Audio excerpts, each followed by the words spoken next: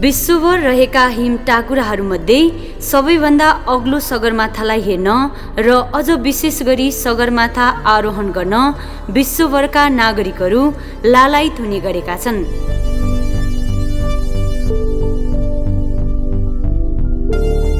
विश्वको जुनसुकै कुनामा बसोबास गर्ने व्यक्तिहरूले हिमाल भन्ने बित्तिकै सर्वोच्च शिखर सगरमाथालाई सम्झिएका हुन्छन्। अटल, साहस र गौरवको प्रतिबिम्बको रूपमा रहेको सर्वोच्च शिखर सगरमाथा नेपालमा अवस्थित रहेको हुँदा यसले हाम्रो पहिचानलाई सगरमाथा जसरी नै संसारभर चुलाएको छ।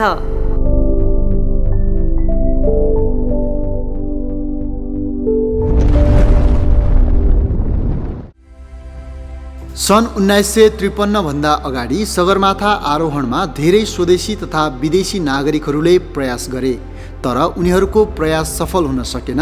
कतिले त मृत्युवरण समेत गरेको तथ्याङ्क भेटिन्छ। तर सन् 1953 मे 29मा नेपालको तेन्जिङ नोर्गे शेर्पा र न्युजिल्यान्डका एडमन्ड हिलारीले पहिलो पटक सगरमाथा चढेर विश्व कीर्तिमान बनाउन सफल भए।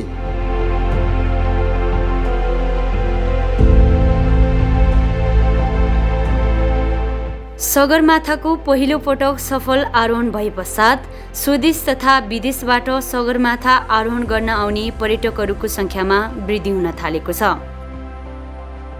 पर्यटन विभागको तथ्याङ्क अनुसार सन् 2022 को डिसेम्बरसम्ममा नेपाली र विदेशी नागरिक गरी कुल 7,321 जनाले सर्वोच्च शिखर सगरमाथाको सफलतापूर्वक आरोहण गरी नयाँ कीर्तिमान बनाउन सफल भएका छन्।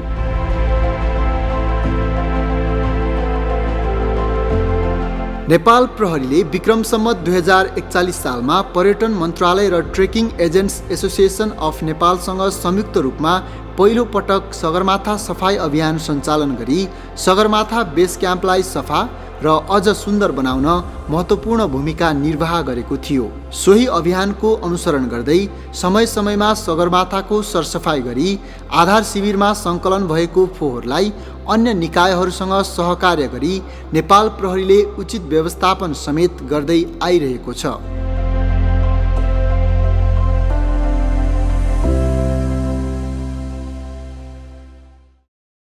त्यो पुलिसको पनि सगरमाथा क्लिनिङ एक्सपर्सनको प्रोग्राम राखेको रहेछ। त्यसमा पनि जोइन गरेर जाने भनेर छ। त्यसमा विदेशी पनि 2-3 जना रहेछ त्यो क्लिनिङ ग्रुपमा साथी गर्ने। अनि हामी त्यसै गरेर गएर माथि क्याम्प 3, 4, क्याम्प 5 सम्म चाहिँ हामी सबै फोहोर सङ्कलन गरेर बेस क्याम्पमा ल्यायो। बेस क्याम्पबाट चाहिँ फेरि फोहोर सङ्कलन गरेर बारी बनाएर 1100-1200 बारी जति चाहिँ गोरक्षा भन्ने ठाउँमा ल्याएर खरेल खोज्न गाह्रो। नेपाल प्रहरीले आफ्नो देशमा भएको पर्यटनलाई उजागर र विकास गर्ने प्रमुख लक्ष्यका साथ साहसिक कार्य गरी अन्तर्राष्ट्रिय स्तरमा परिचित गराउन र यस क्षेत्रमा बढ्दै गएको पर्वतारोहण कार्य पर्यटकको शान्ति सुरक्षामा समेत थप सहयोग पुर्याउने एवं पर्वतीय दुर्घटनामा उद्धार कार्यको सेवा विस्तार गर्ने उद्देश्यले विक्रम सम्वत 2040 साल भदौ 2 गते Nepal police mountaineering and adventure फाउन्डेसनको स्थापना गरिएको थियो, जसले पर्वतारोहण क्षेत्र तथा अन्य जोखिमपूर्ण स्थानहरूमा पुगेर उद्धार तथा खोजतलास कार्य गरी साहसिक प्रहरीको रूपमा विश्वभर परिचित बनेको छ। हाल उक्त Nepal police mountaineering and adventure foundation हिमाली शाखाको रूपमा रहँदै पर्वत आरोहण क्षेत्रमा कार्य गर्दै आइरहेको छ।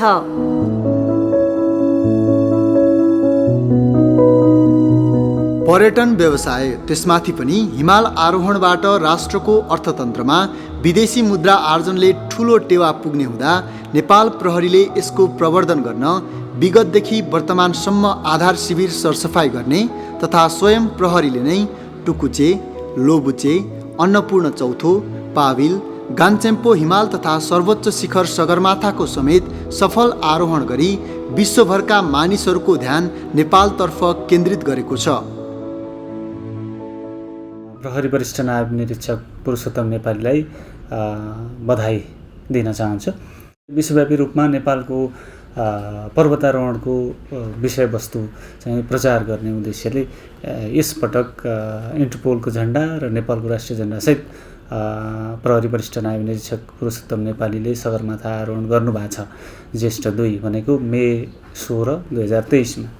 यस अर्थमा भोलिका दिनमा नेपालको माउन्टेनियरिङ क्षेत्रको दिगो विकासका लागि अथवा विश्वव्यापी रूपमा चाहिँ हिमालहरूको संरक्षणका लागि पनि एउटा आवाज अगाडि बढाउने माध्यम बन्ने अवस्था बनेको छ। यसले गर्दाखेरि नेपालको पर्यटनको आधारको रूपमा रहेको पर्वतारोहण क्षेत्र अझ विकसित र विस्तारित हुँदै जान्छ भन्ने विभागले विश्वास लिएको छ।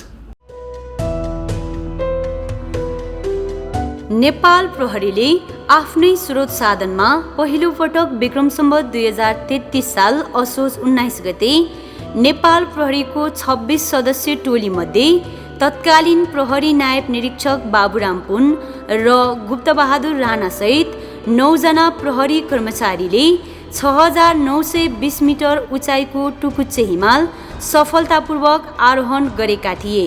साथै विक्रम सम्वत 2041 भदौ 26 गते नेपाल प्रहरी महिला दलको 31 सदस्य टोलीमध्ये श्रीमती सङ्घकी संस्थापक अध्यक्ष वसुन्धरा लामा र नेपाल प्रहरीको तर्फबाट तत्कालीन प्रहरी सहायक निरीक्षक गीता राणासहित 13 जनाले 6119 मिटर उचाइको लोबुच्चे हिमाल सफलतापूर्वक आरोहण गरेका थिए।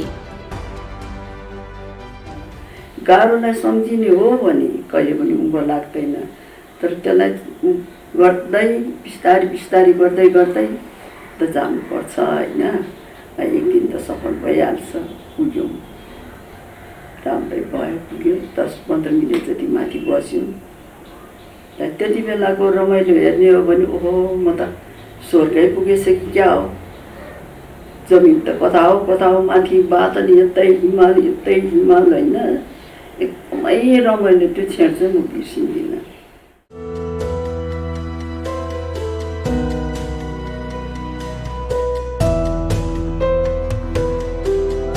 त्यसै गरी विक्रम सम्वत 2043 वैशाख 19 गते 38 सदस्यीय टोलीमा तत्कालीन प्रहरी नायब निरीक्षक कमल भण्डारी सहित 6 जनाले अन्नपूर्ण चौथो हिमाल सफलतापूर्वक आरोहण गरेका थिए। विक्रम सम्वत 2047 वैशाख 26 गते 19 सदस्यीय टोलीमध्ये तत्कालीन प्रहरी निरीक्षक ज्ञान विक्रम शाह सहित 9 जनाले गान्चेम्पो हिमालको सफलतापूर्वक आरोहण गरेका थिए।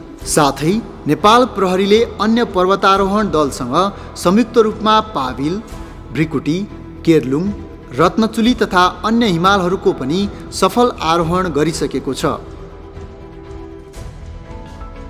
नेपाल प्रहरीको प्रहरी निरीक्षक आधारभूत तालिम अन्तर्गत देश दर्शनको दौरानमा प्रशिक्षार्थीहरूलाई हिमाली भेगको वातावरणसँग घुलमिल हुन, हिमाली क्षेत्रमा नेपाल प्रहरीले सम्पादन गर्ने कार्य प्रकृतिको अवलोकन गर्न तथा हिमाली क्षेत्रको पर्यटन प्रवर्धन गर्न अन्नपूर्ण तथा सगरमाथा आधार शिविरसम्म भ्रमण गराउँदै आइरहेको छ।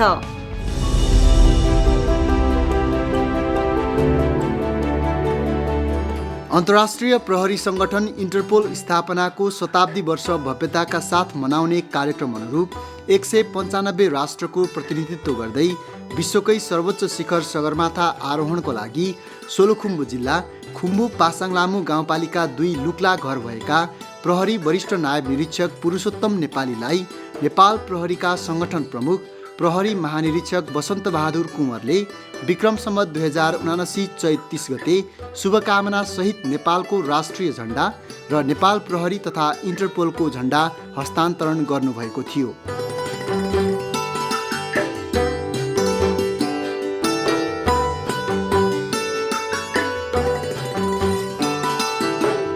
पहिलो पटक नेपाल प्रहरीको प्रतिनिधित्व गर्दै प्रहरी वरिष्ठ नायब निरीक्षक पुरुषोत्तम नेपालीले 2080 जेठ 2 गते मङ्गलबार बिहान 10:15 बजे विश्वकै सर्वोच्च शिखर सगरमाथाको सफलतापूर्वक आरोहण गरी सगरमाथाको चुचुरोमा नेपालको राष्ट्रिय झण्डासहित नेपाल प्रहरी तथा इन्टरपोलको झण्डा फहराएका छन्। वर्षको एउटै छान हो सगरमाथा हो शिर सगरमाथा विजय गर्ने नेपाली नै हो वीर सगरमाथा विजय गर्ने नेपाली नै हो वीर।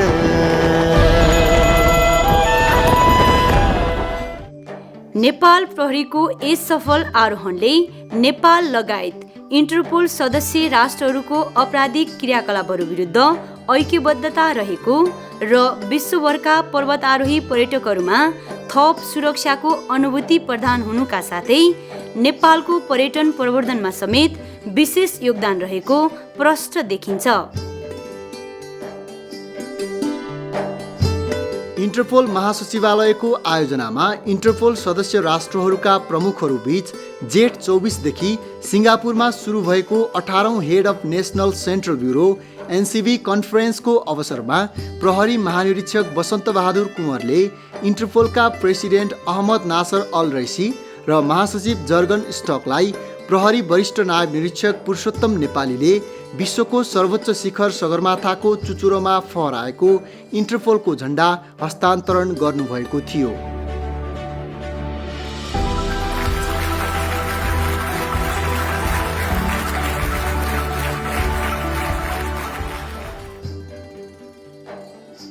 बाल्यकालदेखि नै सगरमाथाको शिखरमा पुग्ने लक्ष्य बनाएका प्रहरी वरिष्ठ नायब निरीक्षक पुरुषोत्तम नेपालीले लामो समयको अथक मेहनत र परिश्रमबाट आरोहण सम्भव भएको बताउनुहुँदै यो अवसर प्रदान गरेकोमा नेपाल प्रहरी सङ्गठन र सहयोगी व्यक्ति तथा संस्थाहरूलाई हार्दिक धन्यवाद प्रकट गर्नुहुन्छ। र बाल्यकालदेखि नै त्यहाँ सगरमाथा आरोहण गर्न जाने र आरोहीहरूको आउने जाने क्रम हुन्थ्यो। त्यो आउने जाने क्रममा एक किसिमको प्रभाव बाल्यकालदेखिको प्रभावको कारणले गर्दा सगरमाथा चढ्छु भन्ने ममा भावना थियो। मभित्र एक किसिमको चाहना ऊर्जाहरू थियो जसको क्रमले पनि विगत 15 वर्षदेखि मैले लगातार रूपमा सगरमाथा आरोहणको प्रयास गरेको थिएँ र पछिल्लो समय इन्टरपोलको 100 वर्ष नेपाल प्रहरी सङ्गठन इन्टरपोलको 100औं मेम्बर भएको कारणले गर्दाखेरि पनि र सगरमाथा नेपालमा भएको कारण कुनै देखाउनुपर्छ अथवा केही गर्नुपर्छ इन्टरपोलको वार्षिक उत्सवमा भन्ने 100 वर्ष मनाउँदाखेरिको क्रममा भन्ने एक किसिमको कुरा चल्दाखेरि म सगरमाथा चढ्छु भन्ने चाहिँ कुरा भयो। सोही अनुसार सङ्गठन प्रमुख र इन्टरपोल शाखा प्रमुख प्रहरी उपरीक्षक अनुपम सर चाहिँ गएर त्यो कुरा प्रपोजल राख्नुभयो र सोही अनुसार चाहिँ म सगरमाथा आरोहणको लागि योग्य छु जस्तो आफूलाई लागेर मैले त्यो किसिमको तालिम त्यो किसिमको वातावरण सृजना गरेर म सफल भएँ र एउटा संसारमा नेपाल प्रहरी पनि कमजोर छैन, नेपाल प्रहरीको इतिहासलाई गौरवमय इतिहास कायम गर्न सफल भएको छु। 195 वटा राष्ट्रको प्रतिनिधित्व गर्दै इन्टरपोल र नेपाल प्रहरी सङ्गठनको झन्डा चाहिँ मैले सगरमाथाको टुप्पामा शिखरमा फरफराउन सफल भएको छु। मलाई सगरमाथा चढ्नको लागि र सगरमाथाको दृश्य देखाउनको लागि त्यहाँसम्म पुर्याउनको लागि चाहिँ नेपाल प्रहरी सङ्गठनप्रति आभार व्यक्त गर्न चाहन्छु।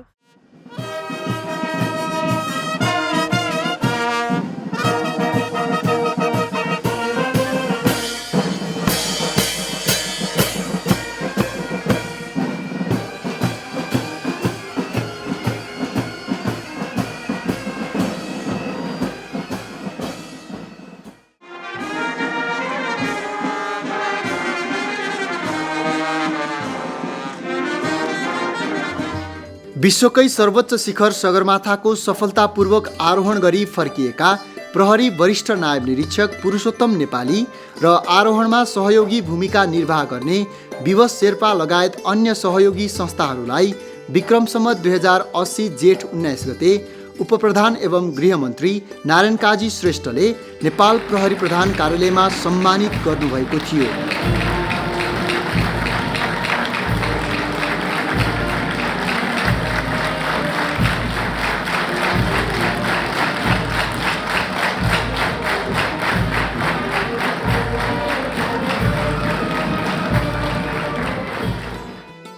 नेपाल प्रहरीले घाम, पानी हावाहुरी केही पनि नबनिकन हिमालको चिसोदेखि तराईको गर्मीसम्म अहोरात्र खटी शान्ति सुरक्षा कायम तथा अपराध अनुसन्धान जस्तो महत्त्वपूर्ण जिम्मेवारी पुरा गर्दै आइरहेको छ।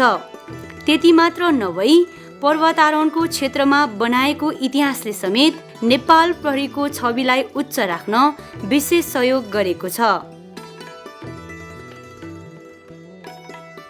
यसरी प्रहरी वरिष्ठ नायब निरीक्षक पुरुषोत्तम नेपालीले सगरमाथाको सफलतापूर्वक आरोहण गर्नुले पर्वतारोहणको क्षेत्रमा नेपाल प्रहरीले बनाएको गर्विलो इतिहासलाई निरन्तरता दिएको छ। सो अवसरमा नेपाल प्रहरीको तर्फबाट प्रहरी वरिष्ठ नायब निरीक्षक पुरुषोत्तम नेपालीलाई उज्जवल भविष्यको कामना सहित हार्दिक बधाई दिन चाहन्छौँ।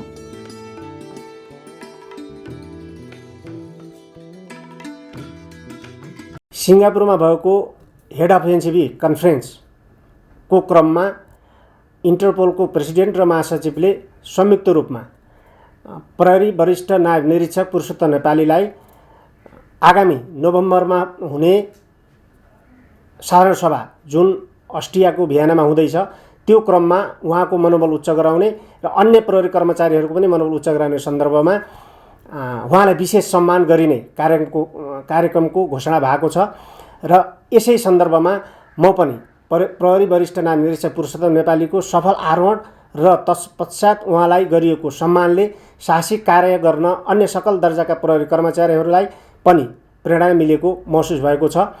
गुड कजको लागि साहसिक कार्यहरू गर्न नेपाल प्रहरी सङ्गठन सकल दर्जालाई सदैव प्रोत्साहित र सहजीकरण गर्ने नीति अवलम्बन गरेको बेहोरा समेत जानकारी गराउन चाहन्छु।